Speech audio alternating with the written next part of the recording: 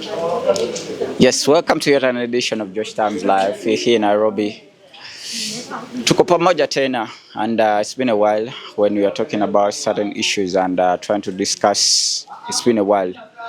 It's for the fact of kind of busy schedule, but I'm glad that we are together again. On this day, I think we have a few days to end the year. That is 2025. Sorrow and laughter being part of us as humanity, you understand. And I'm coming with a recap of what transpired in 2025, just in case I forget what you might have interest in. You might link up with me in the comment section, and then we can discuss that. I'll be glad to have your feedback. This year we had a sad news in those that believe in Christ, because we lost a pope, and Pope Francis died, and most of dignitaries in the world came out with their sympathizing with the Christian community about the Pope and sort of that. And he died, and we saw that we had another new Pope. And soon after the other one, we got a vote from the bishops, and it took some days. But not really that much compared to those that used to take a lot of time. And we got another pope. And this one came from America. It's Pope Leo. Yeah. I came out and wrote about this. I said America couldn't lose this chance because it wanted, as you see, the Trump first lamentation of making America great again. So they couldn't also miss to take this opportunity. That's where it came out live.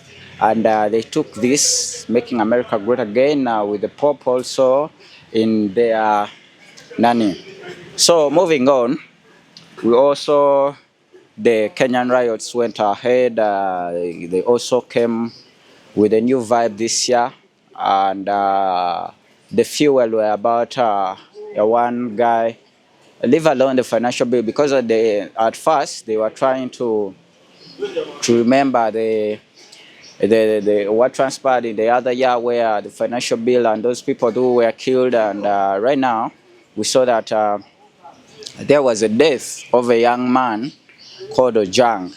He was forcefully arrested from his home county, that is Homabay, brought to CBD Nairobi, where we saw the death in the cell of Mr. Ojwang. And this fueled the anger that was within the people from Kutoka the other last year. So it only fueled it, and people got furious about this, and they turned up in big numbers. But Ruto, this time around, had a good PR and good advice, and he used some defensive tactics and borrowed these tactics from the general himself, where he used reverse psychology and mechanism, where he brought into light, where the which were brought into light, showed that he used certain goons who attacked people's businesses and destroyed merchandise and sort of that. In this reverse psychology, we saw that people were saying, no, enough is enough. Though we need this kind of change, and Ruto must go, and a one-time thing, but we can't go on losing. We're losing our merchandise because of one guy. And we saw that Ruto went into coalition with Baba, and Baba, as you know, Baba, I'm sorry to talk about him as in kinda is in present, but we all know I will reach to that topic. But November 2, let me go with this one for now. So we saw Baba came into coalition with the government of Ruto, so that this kinda he could save Ruto's government. You remember at this time the Nini started, we saw that most of the people were leaving Ruto's government, resigning, and some. So Baba came into his energy and his nani, which you can't go, which can't go unnoticed, came into effect and helped Ruto to silence the rioters, and things went into all moved on, and we saw that the shuttle diplomacy also has been working around the clock. So moving on, we saw that let's talk actually let's bring about the topics about Baba's death so that we can move on. Baba's death came into it was untimely, and no one could think that it could happen at such a crucial time where Ruto wanted Baba like nothing. Like actually in this whole saga, Baba lost more, Ruto lost more than from anyone. Tuseme kama Aida lost a husband, but Ruto lost something big because if it wasn't Baba, by the time they went into terms, the government, Ruto's government was actually falling and couldn't stand. So is the case.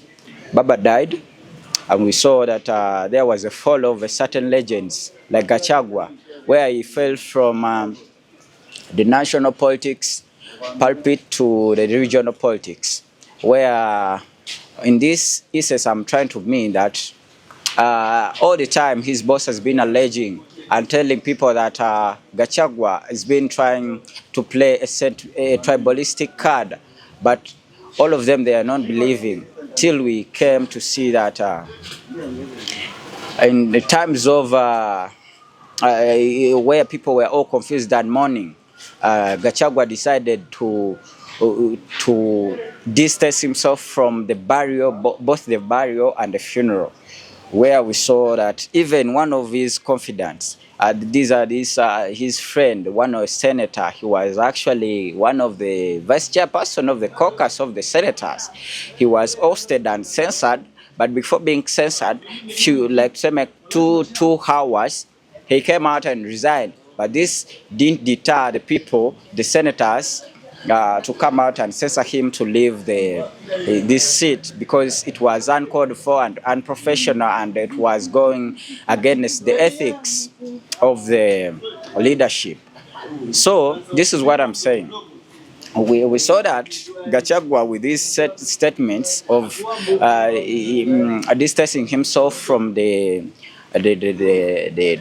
utilizing of the Baba, alleging that if he had come into Kasarani, who would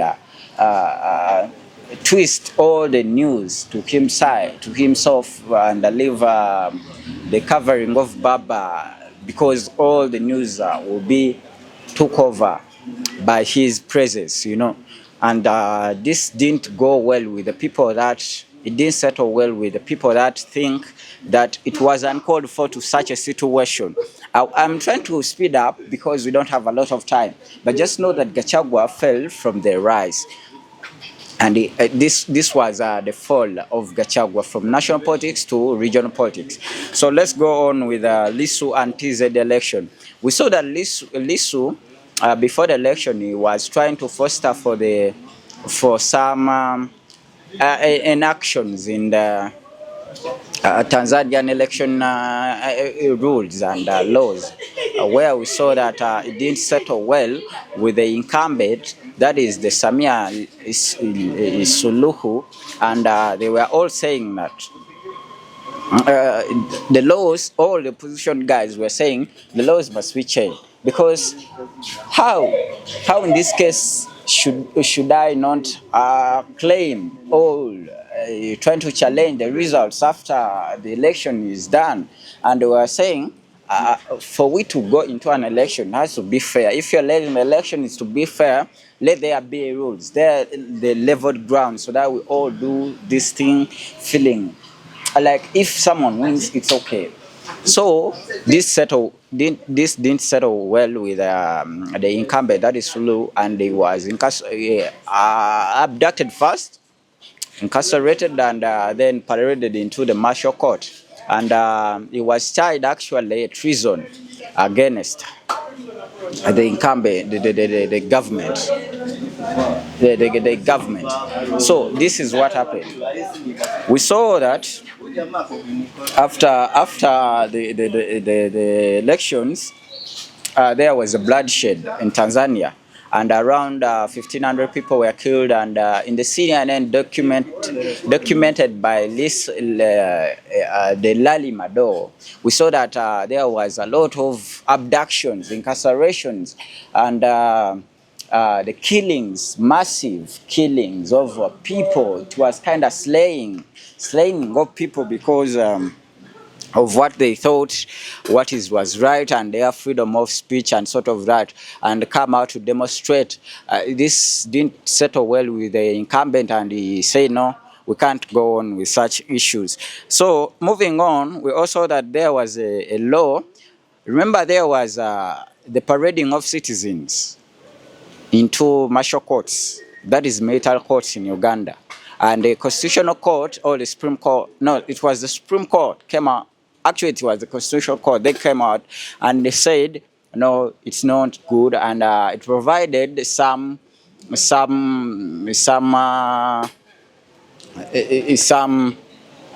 advice. If at all they want to have a military court to try people, and this advice was taken, and they brought the law back into Parliament.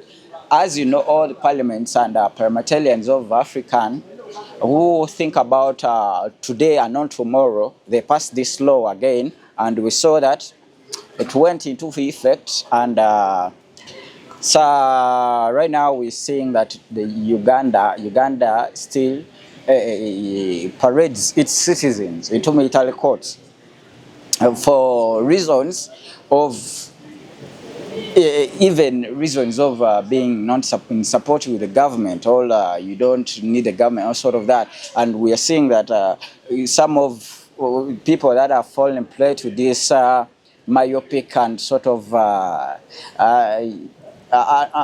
nonsensical law were some of the people, that is the National Platform guys, and Edward Sebufu. We are seeing a lot, Alex Wasamufumbilo. We are seeing a lot, the Nini, some of Bobby Wine's confidants, of all those are court and brought into courts, are brought into martial courts, not the citizen courts, you know.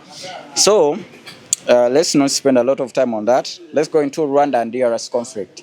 We saw that the Rwanda and DRC conflict has been escalating for years, and this year it was high, and we saw that it came with a lot of politics, where we saw that Trump saw a business opportunity, where we saw before Trump we saw that they signed an agreement in Qatar, and for me I saw it as an act of business opportunity for Qatar to Rwanda and both Shekedi in his country, because you know, we all know that what does this Qatar has to offer, only to take the minerals and to use Rwanda as a tool, you know. We also saw that, and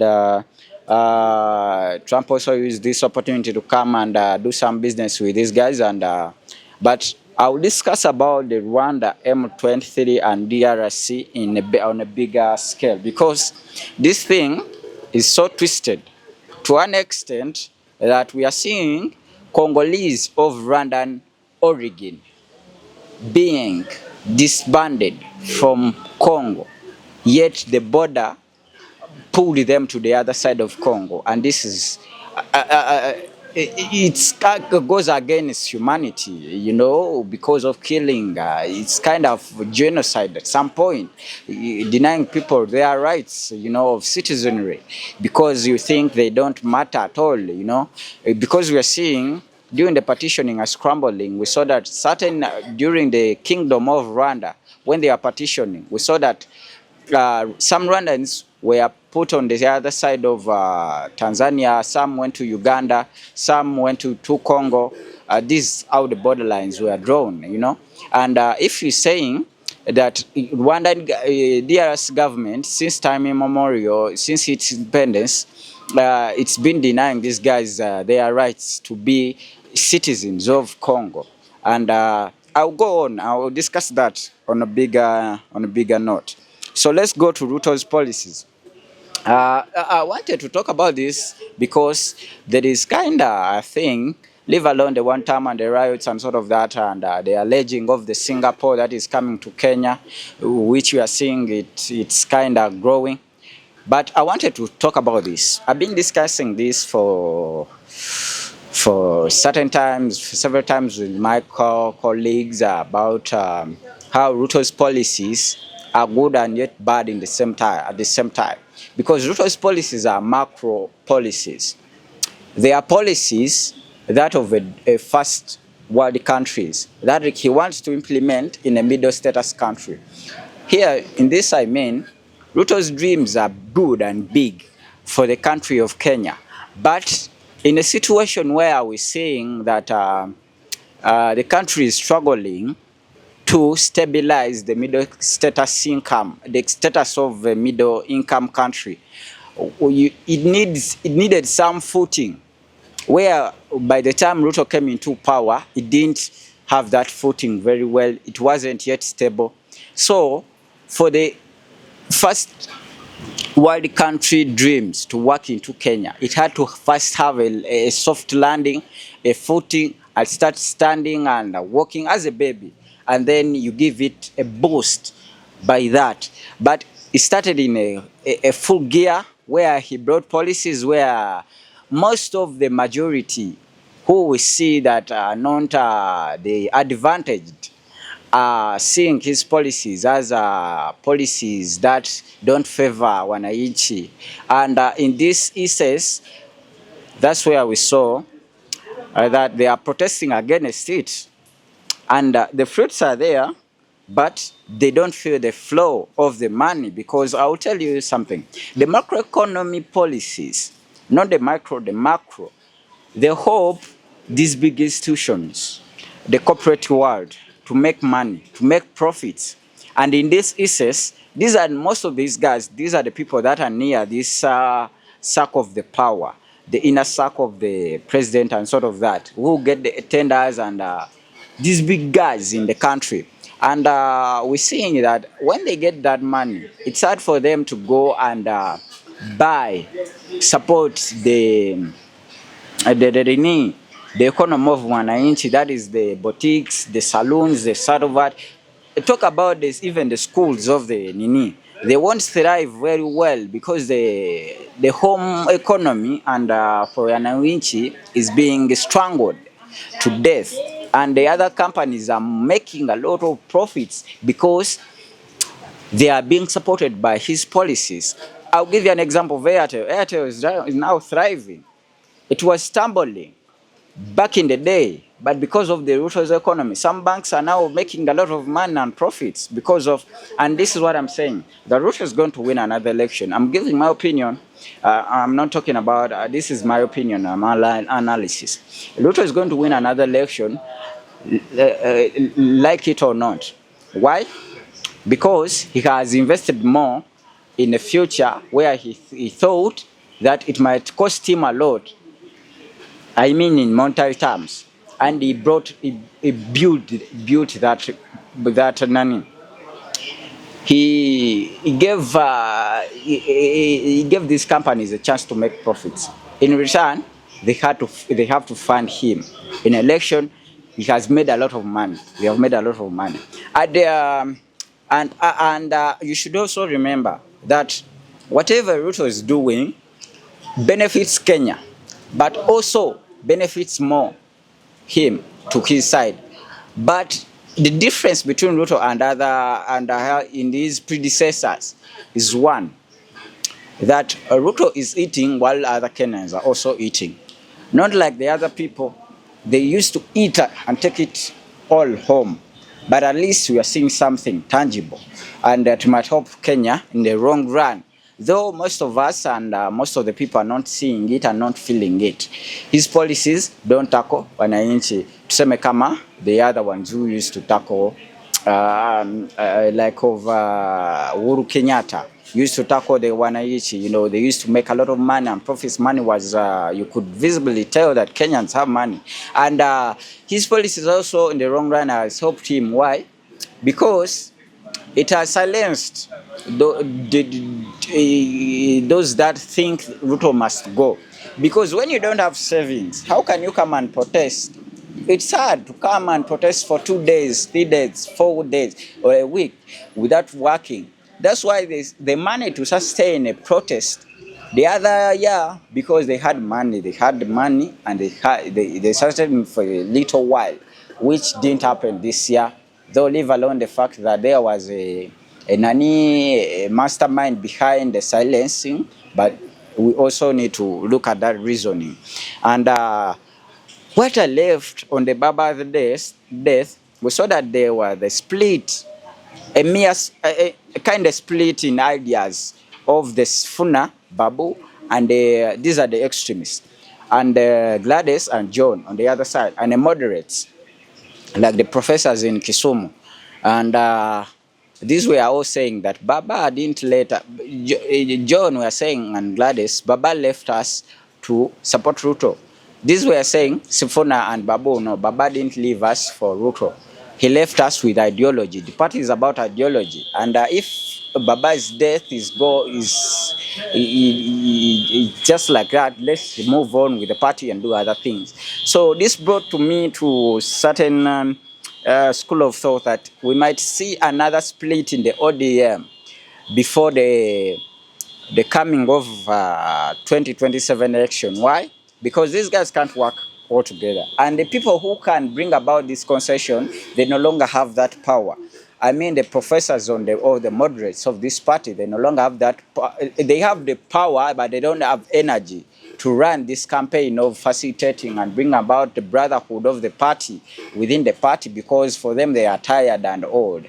So you can't be on the run bringing Gladys and John. And remember, Gladys, John, that side, those guys of the other side where Baba left them in the government of Ruto, they have more power than this side on the opposition. So it's it might be hard.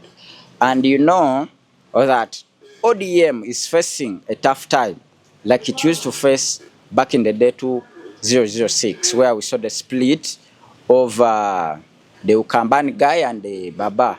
So let's move on. I think we saw the South African G20 summit, which came about after the Trump tariffs and the disagreement of South Africa. Even though South African President Ramaphosa went into America for a certain period of time for a meeting with Trump, and they agreed at certain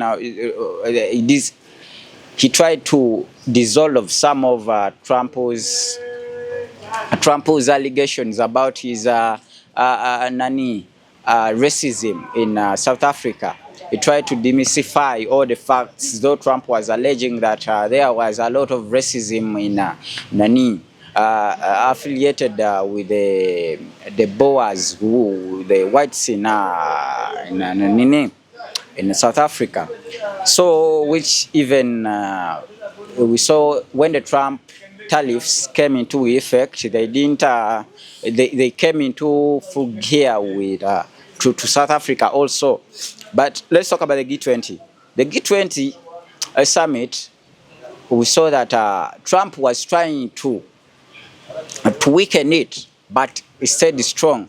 And why it stayed strong? Because most of the body readers, they saw that Trump's agenda was to silence these guys, all the other guys, even inclusive of the European guys and those big economies, to make it visible that America is still the challenger. You know, we are in a Pax Americana. You saw, and a lot of people are trying to fight against this, and they want to challenge America, like India, China, they are there. Japan, sort of that. Russia is still on around and it's been fighting this Pax Americana for years, and it's been around. So I won't go into full details about that, but just know they what they passed gave a chance, gave another life to this G20 summit. And let's talk about the Trump tariffs. We saw that Trump came with tariffs in one. Trump came with tariffs, the 15 and 10% sort of that, and actually he was trying to silence those, and those that are not in good terms with him and not good books with him, who don't bow to his to America's supremacy. So he wanted to show them that we are still around and moving on very well. I have a lot of news that transpired. I think let's go to Israel and Palestine. And in this, we're going to talk about also Israel versus Iran, where we saw that Trump came with his promise. He tried to at least to do the ceasefire, but the ceasefire came with a lot of danger in the region. Before that, we saw Iran also came into direct conflict with Israel, where we saw even the Hajj Qasim ballistic missile were also used, and this brought a lot of wounds to Israel, and America came into full gear to also at least to work as a to this diplomatic which was going on fracas. Let me see.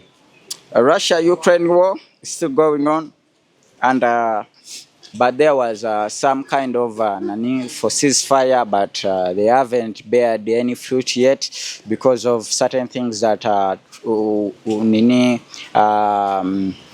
wants certain things that Putin wants to be in place, and he wants the annexation of Donetsk to be fully on the other side of and to be fully given to Russia, and that America is saying no, it might not happen, and Ukraine is also saying no. But of recent, America was saying let it be, and Ukraine was Vladimir Zelensky was saying no, you would have asked us first. Because of time, let's go to UK immigration plan. UK immigration plan, we saw that it was it's been a scuffle there in the parliament, and we saw that this plan has caused a lot of trading words between the Baddock and the Prime Minister, and it's not actually settling well with the King himself. And we are seeing, though the Rwanda was benefiting from it, but it's not it's not settling well with the incumbent Prime Minister, sort of that. So and this was an imitation. The US took it too personal, and we are seeing a lot of immigrants in the USA are being taken back to their country, and some are to third countries. Tuseme kama this guy from the South America was being brought to Uganda, where the court intervened and said no, he shouldn't be brought this side. But Trump, making America Great Again campaign, is moving on higher speed, and most of the African continents actually are crying. Those are not on good terms with the US, and we are seeing that some are being denied visa, blacklisted, if you don't agree with what Trump is plans. We saw that the coup d'etats are still on in the West Africa, and they are more, I'll say this without fear of favor, that they are being inspired more with the generational Sankara, the one that is imitating Sankara's traits. That is the Captain Traoré of Burkina Faso, where we saw that there is